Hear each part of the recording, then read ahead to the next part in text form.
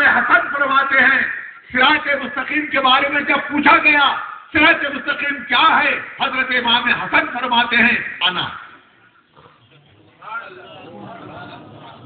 میں صراط مستقیم ہوں۔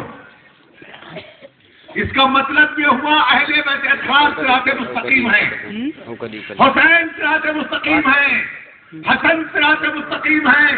علی اکبر صراط مستقیم ہے، علی اصغر صراط مستقیم ہے، حضرت امام زین العابدین صراط مستقیم ہے، حضرت امام جعفر صادق صراط مستقیم ہے، امام باقر صراط مستقیم ہے، امام زاہد صراط مستقیم ہے، اور اہل بیت اطہار صراط مستقیم ہے۔ اور ایک بار پھر کسی نے پوچھا حضور حبل اللہ کیا ہے؟ حبل اللہ سے کیا مراد ہے؟ وہ کیا ہے؟ امام جعفر صادق کا قول ہے حبل اللہ کس کو کہتے ہیں؟ قرآن پاک میں آیت ہے وَاعْتَصِمُوا بِحَبْلِ اللَّهِ جَمِيعًا، تم اللہ اپنے بندوں سے ارشاد فرماتا ہے اے میرے بندو تم اللہ کی رسی کو مضبوطی سے پکڑ لو۔ تو پوچھا امام جعفر صادق رضی اللہ تعالیٰ عنہ سے حبل اللہ سے کیا مراد ہے؟ حضرت امام جعفر صادق فرماتے ہیں حبل اللہ کیا ہے؟ اس کے جواب میں فرماتے ہیں انا حبل اللہ، میں اللہ کی رسی ہوں، یعنی اہل بیت اطہار اللہ کی رسی ہیں، اہل بیت اطہار سواد اعظم ہیں، اہل بیت اطہار صراط مستقیم ہیں،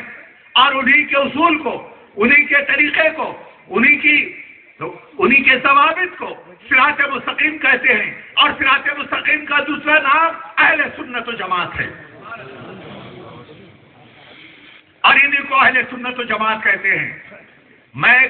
چونکہ یہاں حاضرین بہت سارے لوگ ہیں، ہم کو یعنی ہم سنیوں کو ہم ہی نہیں اہل سنت کہتے ہیں، اور صراط مستقیم والے ہم ہی نہیں کہتے ہیں،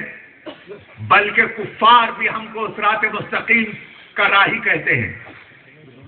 اور سواد اعظم کہتے ہیں، اور اہل سنت و جماعت کہتے ہیں۔ مسلمانوں یہ بڑی حیرت کی بات ہے، ہم نہیں، اور ایک ہائی کورٹ کا جج بولتا ہے اہل سنت و جماعت کی کیا تعریف ہے، وہ تعریف کرتا ہے اہل سنت و جماعت کی تعریف کرتا ہے۔ یہ سننے سے تعلق رکھتی ہے یہ بات، اور یہ ججمنٹ ہے گجرات ہائی کورٹ کا 2002 کا، وہ لکھتا ہے سنی کیا ہے، اہل سنت و جماعت کیا ہے، وہ خود ہی سوال کرتا ہے، اور خود ہی وہ لکھتا ہے سنی اور اہل سنت و جماعت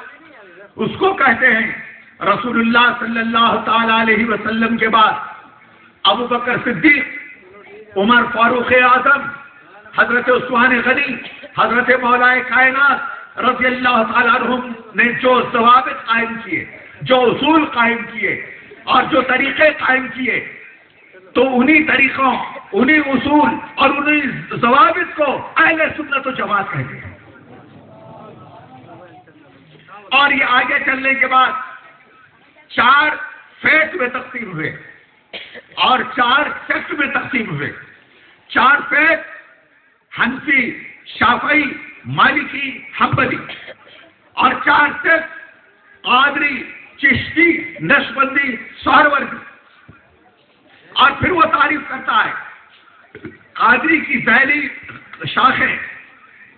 اس میں رضوی ہے، برکاتی ہے، 8 شاخیں قائم کرتا ہے، اور چشتیہ سلسلے، چشتی میں ذیلی اتنے 12 شاخیں قائم کرتا ہے، جس میں فریدی ہے، نظامی ہے، صابری ہے، نیازی ہے، اس طرح کے 12 شاخیں قائم کرتا ہے۔ ٹوٹل ان کے مجموعے کو اہل سنت و جماعت کہتے ہیں، اور ان کو سنی کہا جاتا ہے، اور شارٹ میں اہل سنت و جماعت کو، سنی کو بریلویز کہا جاتا ہے، یہ گجرات ہائی کورٹ کہتا ہے۔ اور وہابی کیا ہے؟ وہ لکھتا ہے وہابی کیا ہے؟ وہ بولتا ہے خلیفہ اول امیر المومنین خلیفۃ المسلمین حضرت ابو بکر صدیق رضی اللہ تعالیٰ عنہ کے زمانے میں، یہ خاص طور سے آپ ذہن میں رکھ لیں، وہ لکھتا ہے وہابی کس کو کہتے ہیں؟ حضرت ابو بکر صدیق رضی اللہ تعالیٰ عنہ کے زمانے میں ایک باغی پیدا ہوا، اور اس باغی نے ابو بکر صدیق اور رسول اللہ صلی اللہ تعالیٰ علیہ وسلم کے اصول و ضوابط کا باغی بنا، منکر ہوا، یہاں تک کہ اس نے نبوت کا دعویٰ کیا۔